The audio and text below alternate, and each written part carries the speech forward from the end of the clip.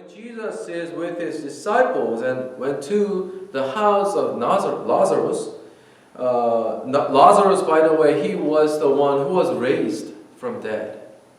So in chapter 19, we are able to see the story of Lazarus, that Jesus went into his house when Lazarus was already dead, but he made him alive. He said, "Come out." Then Lazarus was alive. And in chapter 12 that we read today, this is about when Jesus was going into the house of Lazarus, where he has two sisters, Martha and Mary, and they are having dinner together in a diner table. So can you imagine that there's Jesus comes to your home today, and he's with you, with your friends, your family, and if he comes to your house today, what would you do with him? What would you give him? What would you say? What would you ask if he comes to your house? So the people in this house, Martha and Mary, what they have done is that they prepared for dinner and they ate. So perhaps we have all different things to do or questions to ask, but they served them dinner. It was just like a normal day that Jesus was, talking, having fellowship, eating together. Meanwhile, Mary came to Jesus and what she did to him was remarkable and unforgettable, because this is the story that even after 2,000 years, Jesus died, that we're still sharing today. What Mary has done is very significant, and it is not because the perfume was expensive, but it was just because what Mary has done to Jesus. Jesus exactly knew what Mary was doing, but Mary herself, she didn't know what she was doing. But she did. She gave her faith, she gave her heart, love to Jesus, so that she poured out her perfume called nard, a pint of nard, and then she wiped Jesus' feet with her hair.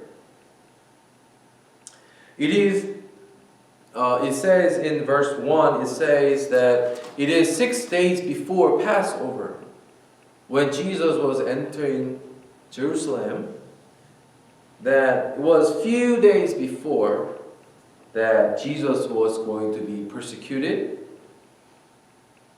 and being hit and putting on the cross. So for today, we want to see how Jesus was preparing for his death and what it means to pour out our perfume to Jesus. So the perfume in other chapters, it says the alabaster jar. Alabaster jar is, can you go next slide? Is it's pretty, yeah. I'm sorry, well. This one is for last week. I don't know which. Yeah.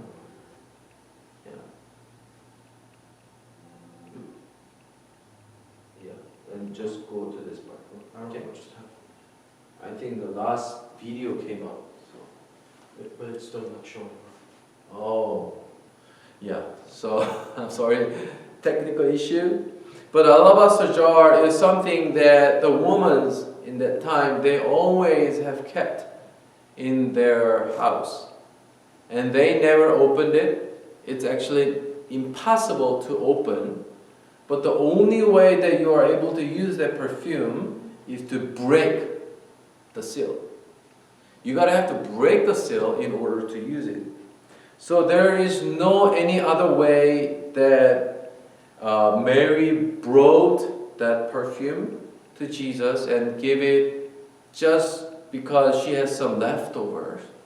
We cannot think in that way. But we know that she broke her alabaster jar and then she poured out her perfume.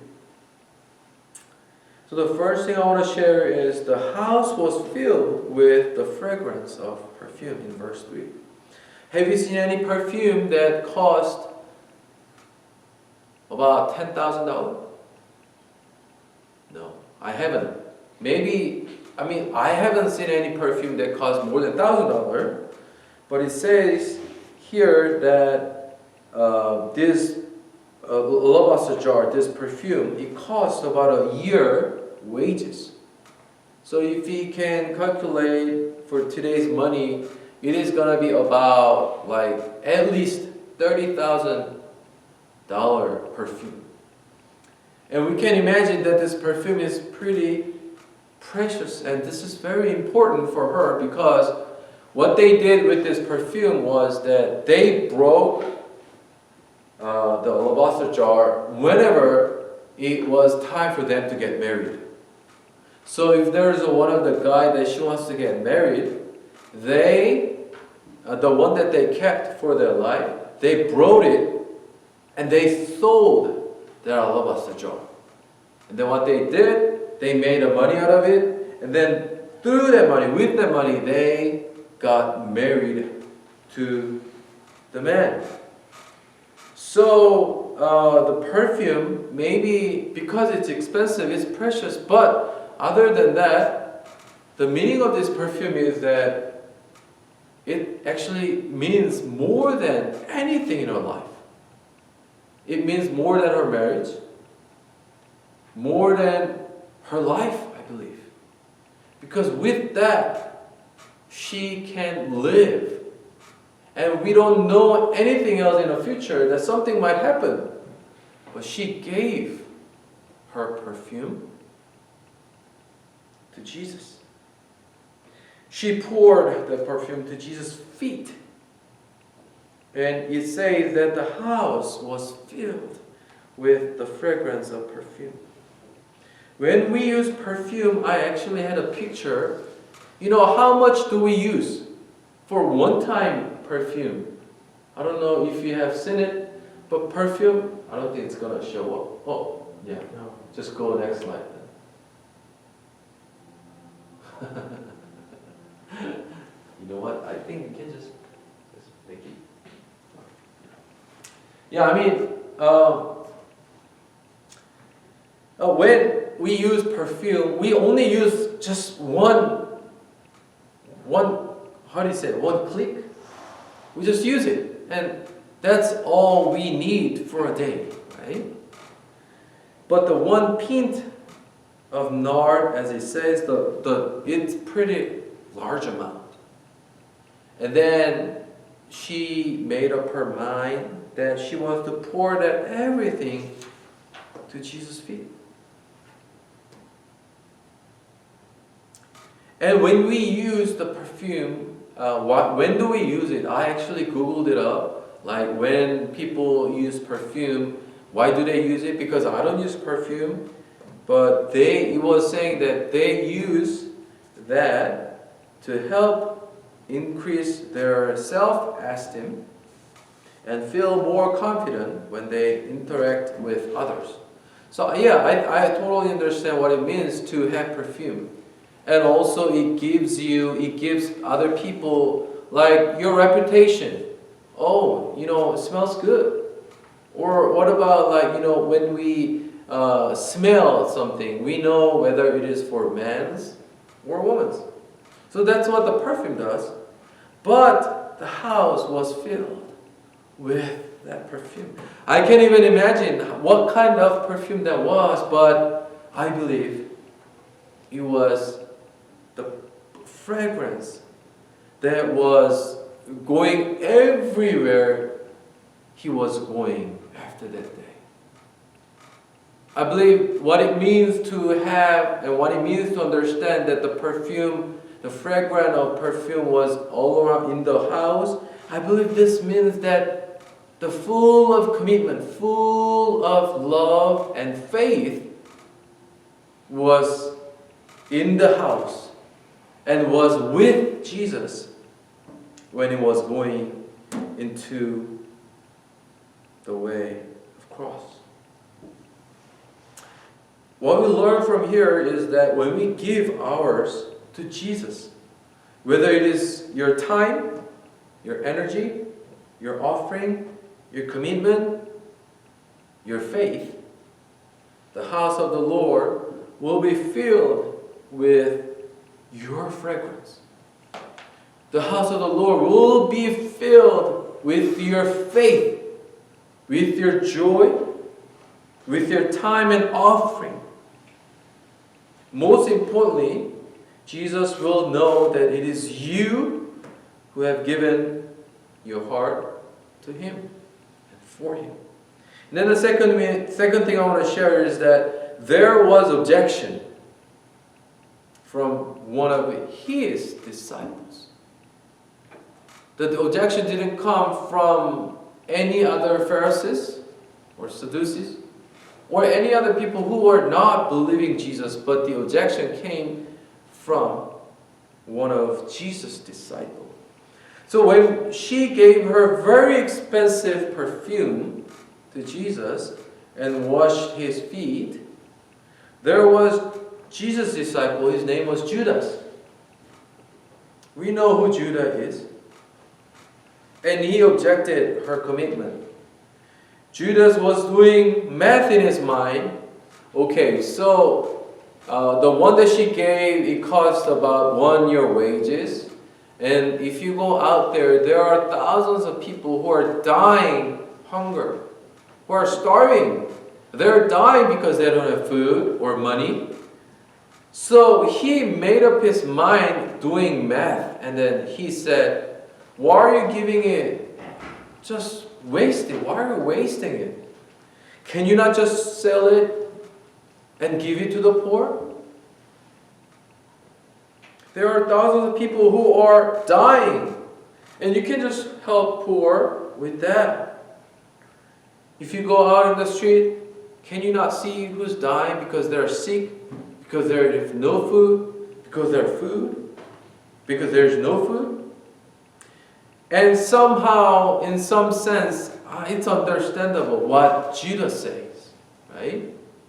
Because yes, if Mary sold that perfume, and instead of giving it to Jesus' feet, that she goes out and sell it and use it for goods, maybe God will come to her and say, you are my good and faithful servant.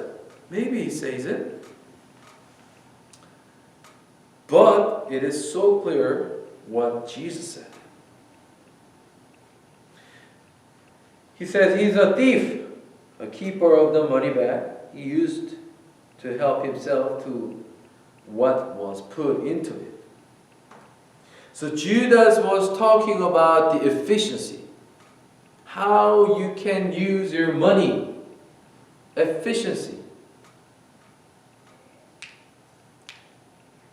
And he was thinking that this is the way you can use your money.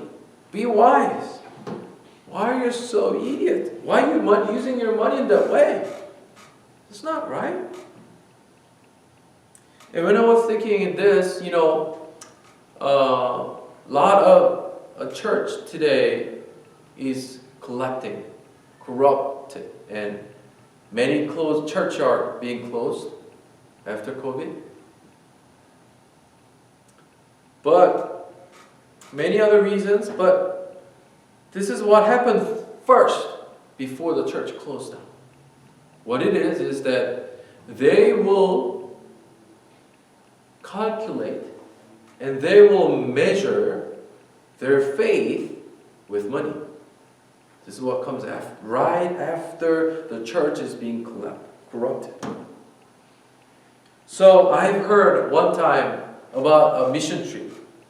When we go like a short-term mission trip, if there's like a 5 of them or 10 of them, you know how much they have to spend when they go short-term mission trip?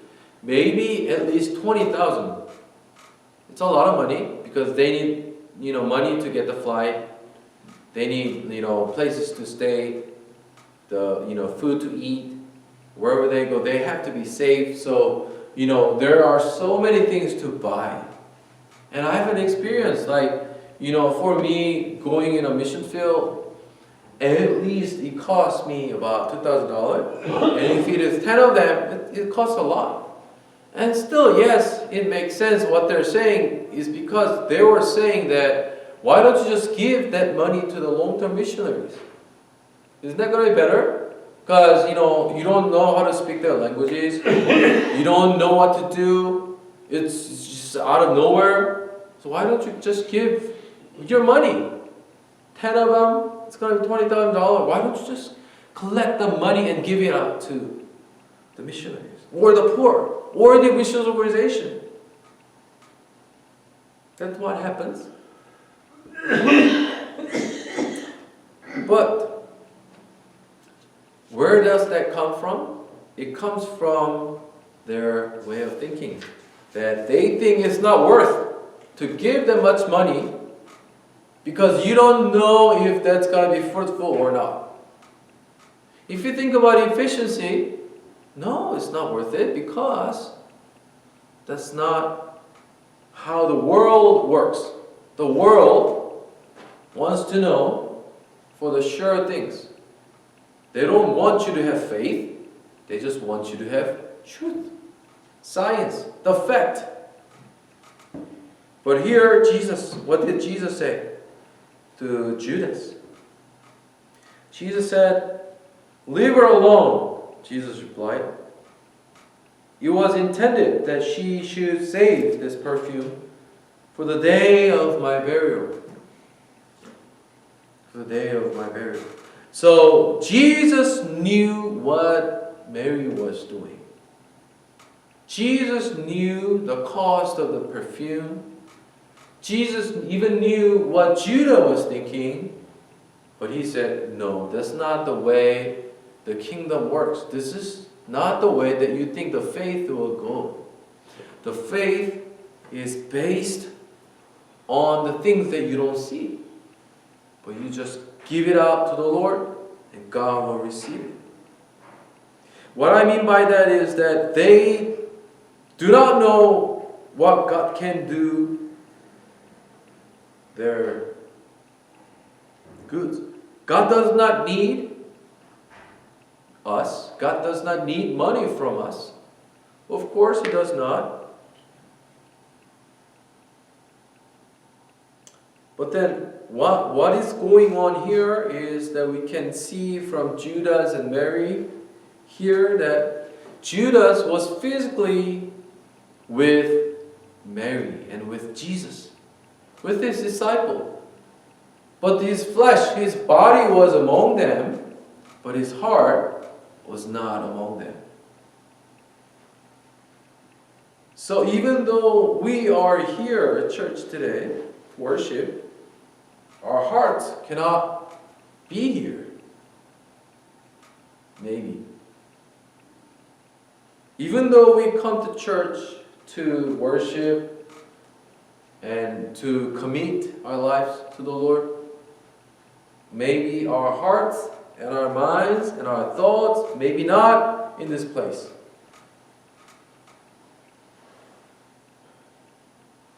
The third, but Jesus was pleased with Mary, what she has done to him.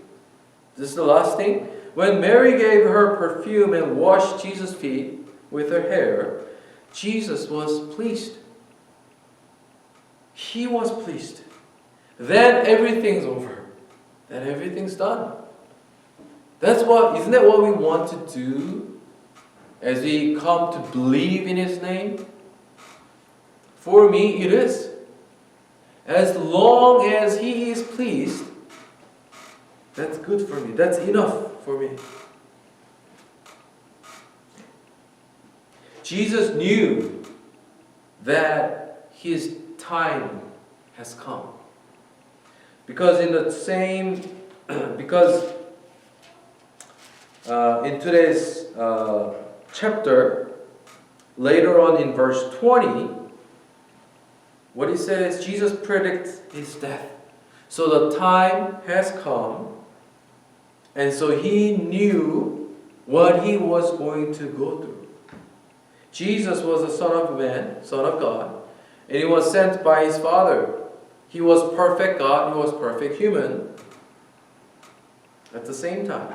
But the prayer at the Gethsemane, we can see his burdens before he bears the cross. The tears were turning to the blood. He was praying all night because he thought it is just too heavy for him. However, Mary's faith and her commitment pleased him. And it wasn't because what she gave was expensive. It wasn't because that everything was done for him, but it was because he was pleased because of what she gave to him. It wasn't a perfume, it was faith. It was her heart. So in this passage, the same passage we can also find in book of Matthew. But in Matthew, Jesus said that wherever this gospel is preached throughout the whole world, what she has done will also be told in memory of her. So what does it mean? It doesn't mean that what Mary has done is something that we have to worship for. It is not. It is not to worship her, but it is to remember what she has done, because this is what we must do when we come to the gospel. Mark 12, 41, 42. Mark 12, 41, 42, it says, Jesus sat down opposite the place where the offerings were put and watched the crowd putting their money into the temple treasury. Many rich people threw in large amounts, but a poor widow came and put in 2 very small copper coins, worth only a few cents. Verse 43, calling his disciples to him, Jesus said, "Truly I tell you, the poor widow has put more into the treasury than all the others." 44, they all gave out of their wealth, but she, out of her poverty, put in everything, all she had to live on. So what Jesus is saying here, that he was at the temple and he was seeing people who are giving their offerings, like we have here, offerings. Probably, of course, that no one was able to see what it is, what they were giving, but Jesus was able to see, and he saw that the widow was giving 5 cents, 2 copper coin, which is cost only 5 cents. But what he's saying, that what she gave is the most, and what she gave is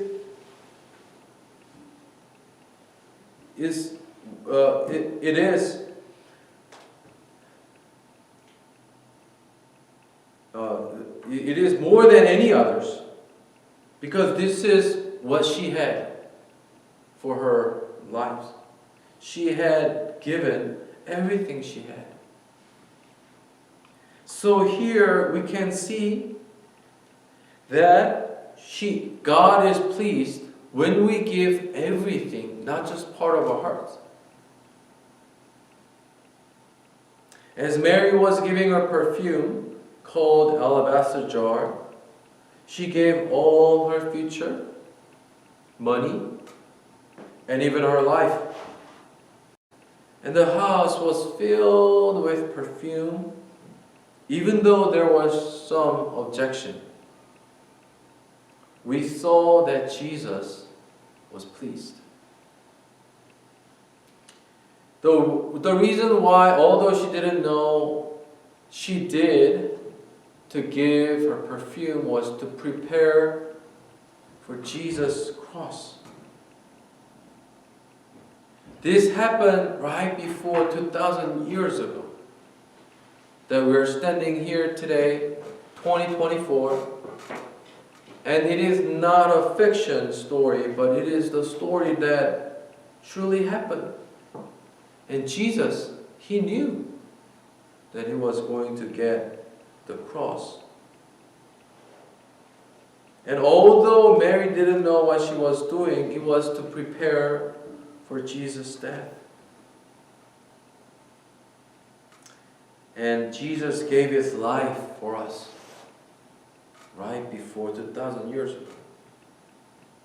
As we are living this week, as we are having this week as a Holy Week, I want to encourage you guys to give something, but with faith and love, like Mary was giving to Jesus. Whether you give a lot or small, it does not really matter if there is your heart. So, my application point for today, for this week, is actually that I want to encourage all of you for fasting for this week. And